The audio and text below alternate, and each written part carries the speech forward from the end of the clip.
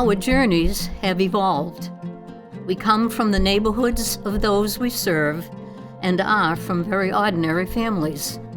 We were flower girls, celebrated our first communions, acted in plays, were drum majors, went to proms, made music, and sang our way through those 60s and 70s. We graduated from many different high schools and distinguished universities, and live lives full of joy. We are Sisters of St. Joseph.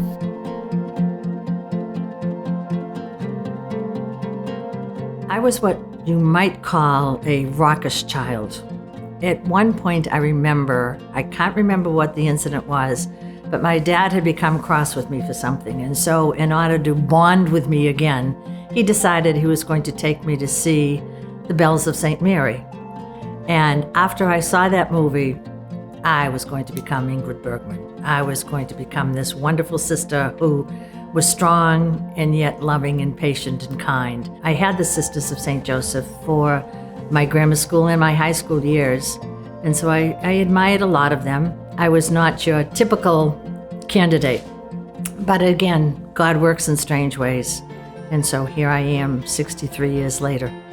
Well, I first became aware that I wanted to be a sister, but at the time, basically, I probably had the Sisters of Mercy, and I think that was the congregation I was considering.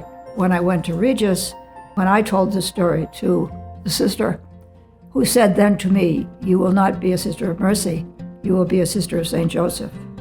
And I angrily got up and went upstairs and cried on my bed, knowing I would be a Sister of St. Joseph.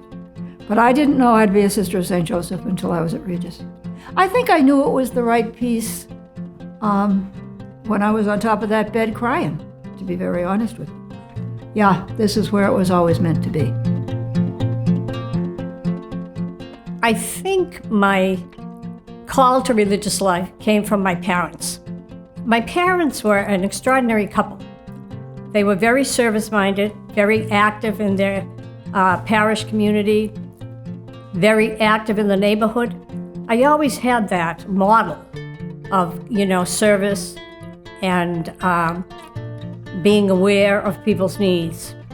And I think that was sort of a reason why I chose religious life, because, that was one way that I could maybe get involved in serving people.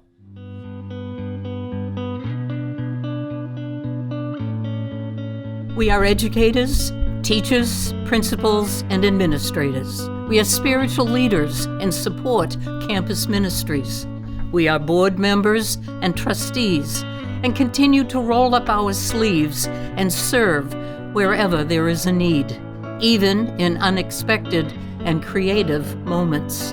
We respond to an ever-widening circle of inclusive love by serving our dear neighbor without distinction in the United States and abroad. Service to the dear neighbor without distinction means we don't hold back.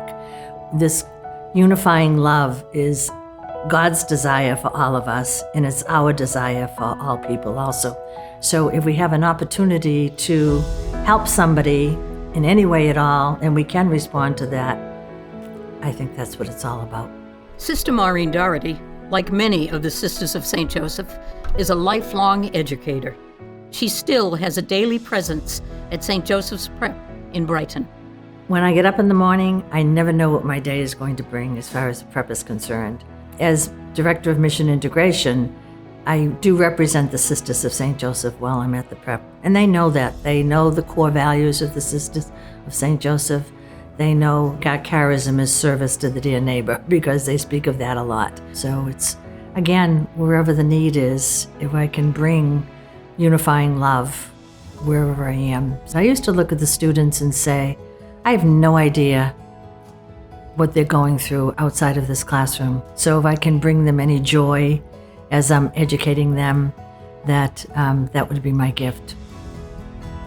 In her years teaching chemistry, Sister Marie Therese Martin has touched the lives of many doctors and nurses in Boston's medical community. But that is just a part of her mission of unifying love. which has carried her everywhere, from Worcester, Nicaragua, Kenya, and currently as a source of comfort to the elderly. I heard somebody play the harp when I was a chaplain at a nursing home, and we had a designated dementia floor. Those folks sat for 45 minutes, and not a one of them budged. And that was when I said, a harp, here I come. And how basically the ministry that I did with the harp came from that, because somehow it touched every dear neighbor on that floor. When the community of the Sisters of St. Joseph saw a need for volunteers in Peru, Sister Carlotta Gilarde responded to the need to help her dear neighbor.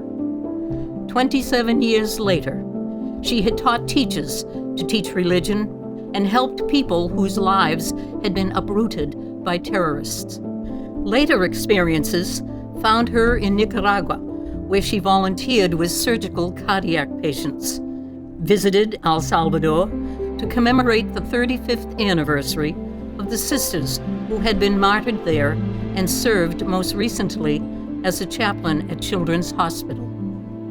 I feel like my life is a mosaic. It's made up of so many pieces. I was in Peru for 27 years. And I think the one thing that was exciting was that the people became my teachers. I mean, the longer you are in a place, the less you know, because every day you're being taught something. You never get used to the poverty, but learn some values. You know, this whole value of to be is more important than to have. The community asked for volunteers. There was a need, so I responded to the need. I had my neighbors, and we gathered together also every week. We had Mass in my home. Mi casa es tu casa. I mean, it just means that I'm going to share my whole life with you. As ordinary women, rooted in the gospel, we have continued to do things in extraordinary ways, promoting the Church's social justice teaching, supporting the homeless and those who have been marginalized, advocating for survivors of human trafficking, supporting those who are new to our country and seek citizenship, seeking to end racial injustice, contemplating and proclaiming the presence of God in the whole of creation. And we promote justice, equity, diversity, and inclusion so that all may live with dignity and respect. We continue to serve our dear neighbor during these times of pandemic and global and political unrest, during the times when more than ever we all want to feel connected, to feel part of something special. Our journey continues to unfold. When I think about the future, I can't even imagine what it's going to be like. But I do know that what the Sisters of St. Joseph have shared throughout these years here in the Boston and beyond will still be visible in the people whose hearts and lives we've touched.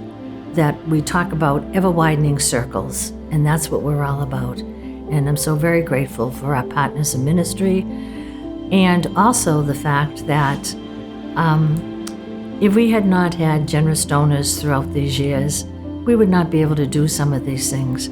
I just want to say thank you for your continued response to us as a group of women who are choosing the ministries and the work we do.